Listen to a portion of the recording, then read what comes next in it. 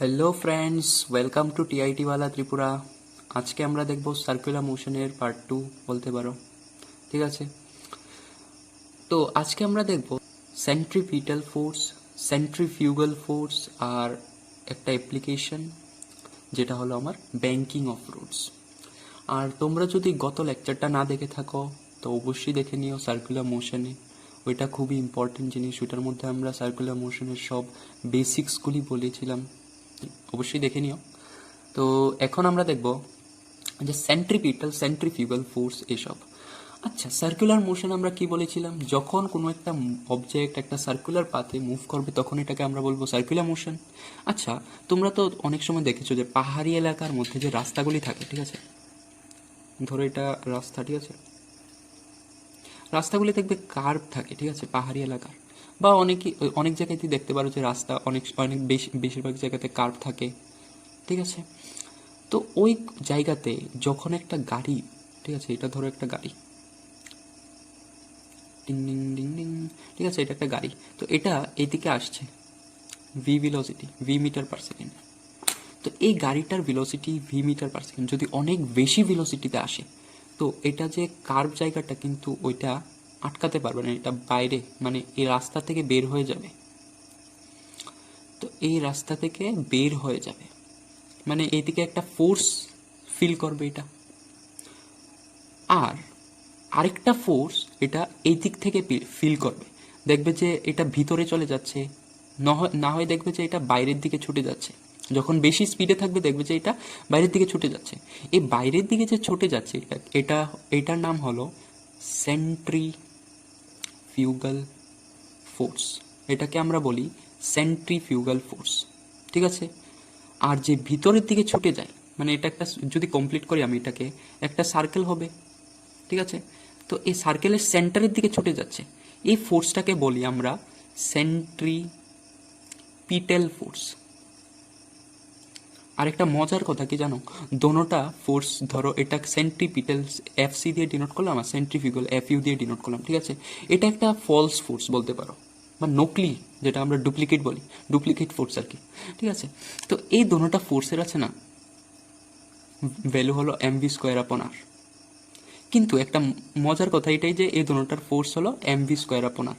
আরেকটা কথা হলো যে এটা হলো এম ভি স্কোয়ার আপন আর, এটা শুধু এতটুকুই পার্থক্য যে এটা M minus M V square upon R. মাইনাসটা কেন? কারণ দেখো দুটোটা অপোজিট ডাইরেকশনে, তো এই ডাইরেকশনটা আমরা নিয়েছি পজিটিভ, তো এই ডাইরেকশনটা অবশ্যই নেগেটিভ নিতে হবে কারণ অপোজিট ডাইরেকশন। তো সেন্ট্রিফিউগালটা হলো আমার minus M V square upon আর সেন্ট্রিফিউগালটা হলো আমার এম ভি স্কোয়ার আপন আর। এবার দেখো যে ফোর্সটা আমার একটা অবজেক্ট যখন সার্কুলার পাথে মুভ করে ভি ভেলোসিটি যাই ভেলোসিটি নিয়ে, তো এটার যে ফোর্সটা এটা একটা ফিল করে, যে সেন্টারের দিকে যে ফোর্সটা ফিল করে এটা হলো আমার সেন্ট্রিপিটাল ফোর্স। আর যে ফোর্সটা এটা আউটওয়ার্ড ডাইরেকশনে ফিল করে means opposite to the centre, that is outward ডাইরেকশনে যে ফোর্সটা ফিল করে এটা হলো আমার সেন্ট্রিফিউগাল ফোর্স, ঠিক আছে, বুঝতে পারলাম। তো এবার ডেফিনেশনগুলি দেখে নিচ্ছি, ঠিক আছে, সেন্ট্রিপিটাল ফোর্স কি আর সেন্ট্রিফিউগাল ফোর্সটার ডেফিনেশন। সেন্ট্রিপিটাল ফোর্স, তো আমার সেন্ট্রিপিটাল ফোর্স কি রে ভাই? সেন্ট্রিপিটাল ফোর্স হলো যে ফোর্সটা আমার সেন্টারের দিকে এক করে সার্কুলার পাথের। তো এটা ডেফিনেশনটা কি লিখবো? যে centripetal force, centripetal force is defined as a force that acts on a body moving in a circular path and is directed towards the center of the circular path. তো আমার সেন্ট্রিপিটাল ফোর্স কি? Centripetal force is defined as a force that acts on a body moving in A circular path, that acts on a body moving in A circular path and is directed towards the center of the circular path and is directed towards the center of a circular path. তো centripetal force কি বুঝলাম, যে একটা object যখন একটা circular পাথে move করে তখন তার যে একটা ফোর্স যে ফিল করে এটার সেন্টারের দিকে towards the centre of the circular path, ওই ফোর্সটাকে বলা হয় সেন্ট্রিপিটাল ফোর্স।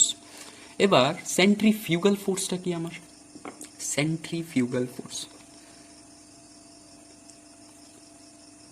Centrifugal force. তো সেন্ট্রিফিউগাল ফোর্সটা কি, সেন্ট্রিফিউগাল ফোর্সটা হলো যে অবজেক্টটা আমার আউটওয়ার্ড ডাইরেকশনে যে ফোর্সটা ফিল করে এটা। তো এটার ডেফিনেশনটা কি লিখবো, ডেফিনেশনটা লিখবো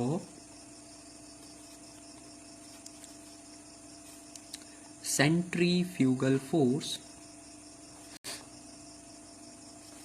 is defined as the force that is filled by an object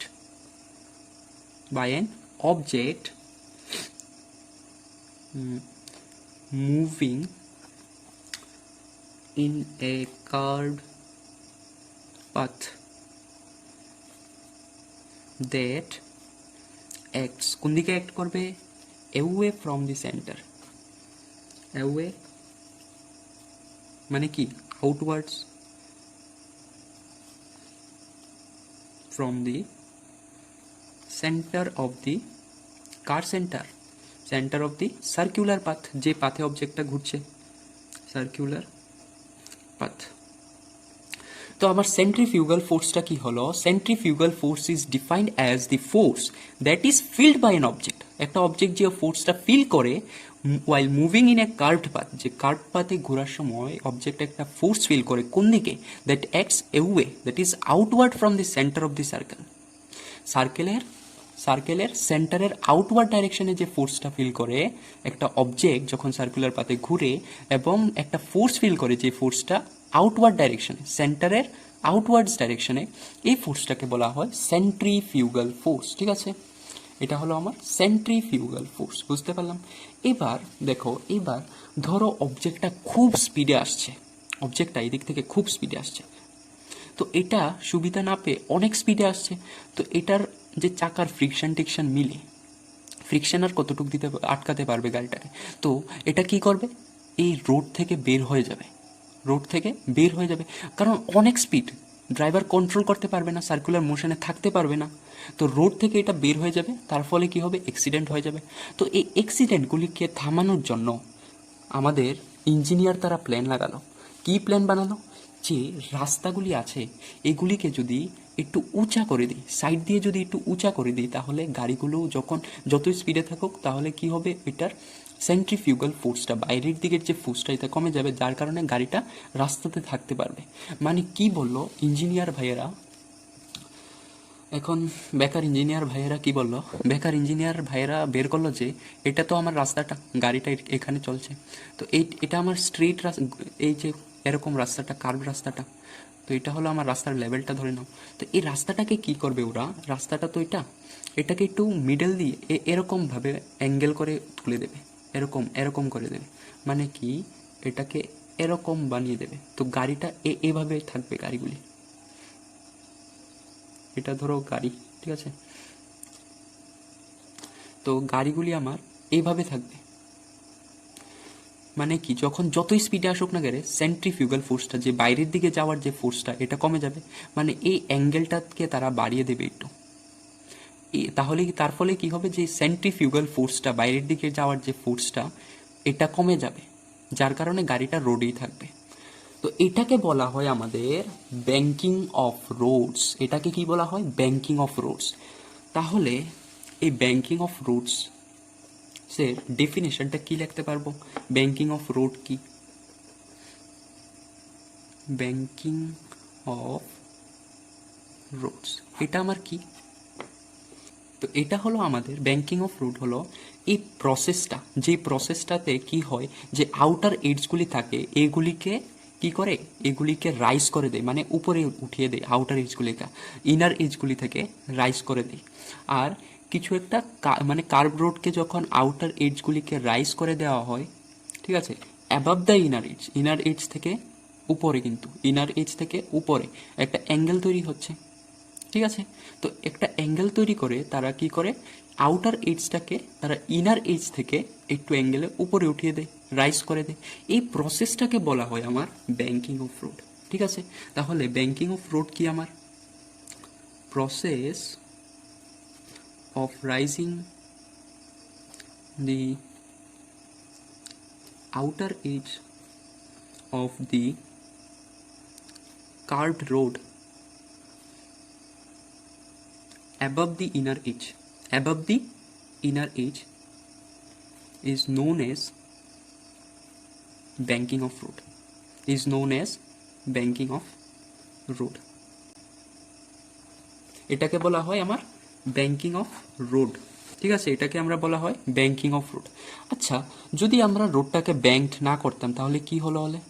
তাহলে গাড়িটা যখন অনেক বেশি স্পিডে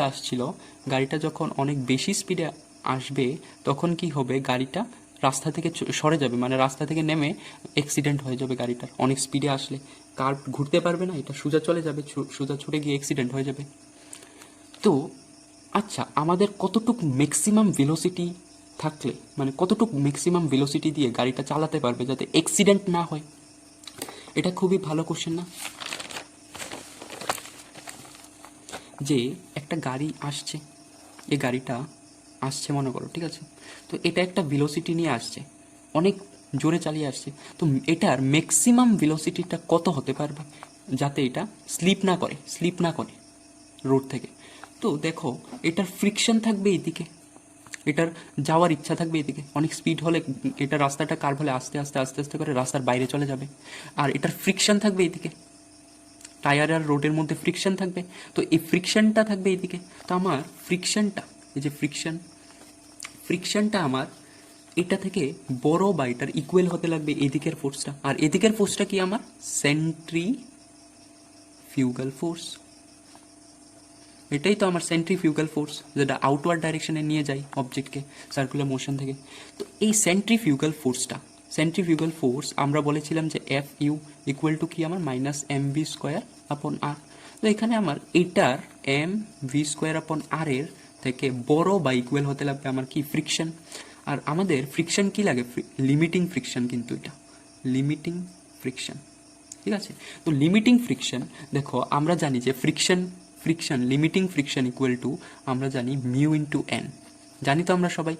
এটা হলো আমার লিমিটিং ফ্রিকশন, এটা হলো আমার লিমিটিং ফ্রিকশন, এটা হলো আমার কোফিশিয়েন্ট অফ ফ্রিকশন, আর এনটা হলো আমরা সবাই জানি নর্মাল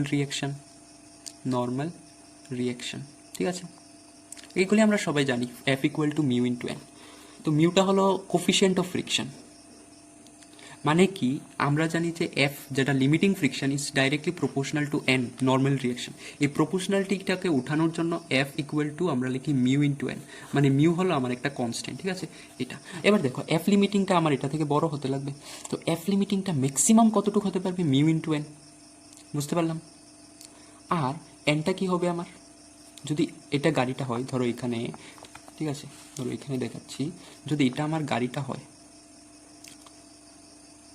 এটা আমার গাড়িটা, ঠিক আছে। তো এই ধরো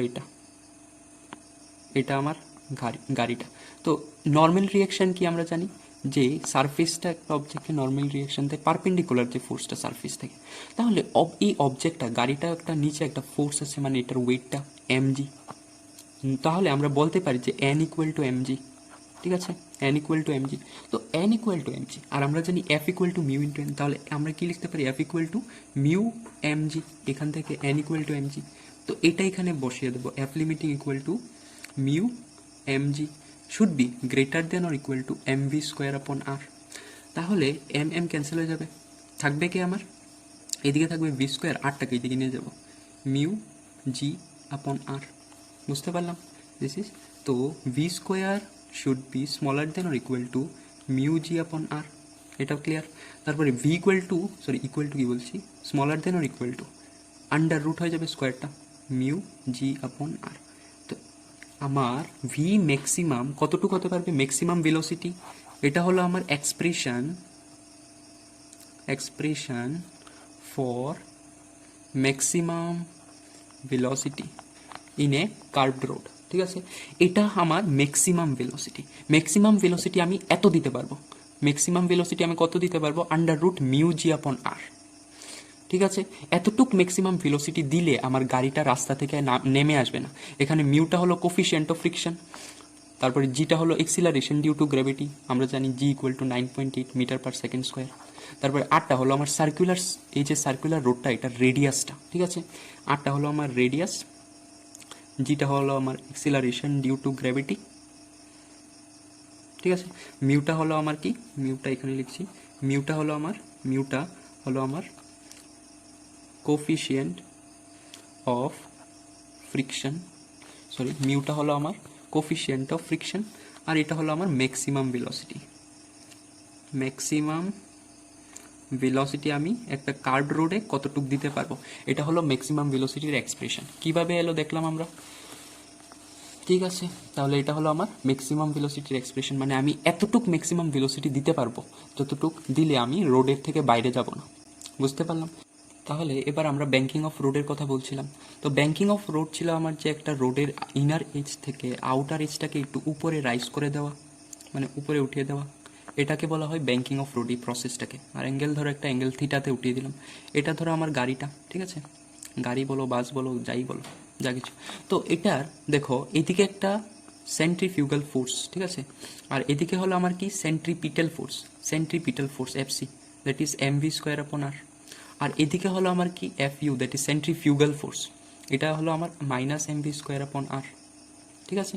তো আর এদিকে আমার কি, এদিকে হলো আমার mg, এটার ওয়েটটা, আর এই সারফেসটা এটাকে একটা নর্মাল রিয়েকশন দেবে n, এরকমভাবে, মানে পারপেন্ডিকুলার থাকবে নর্মাল রিয়েকশন।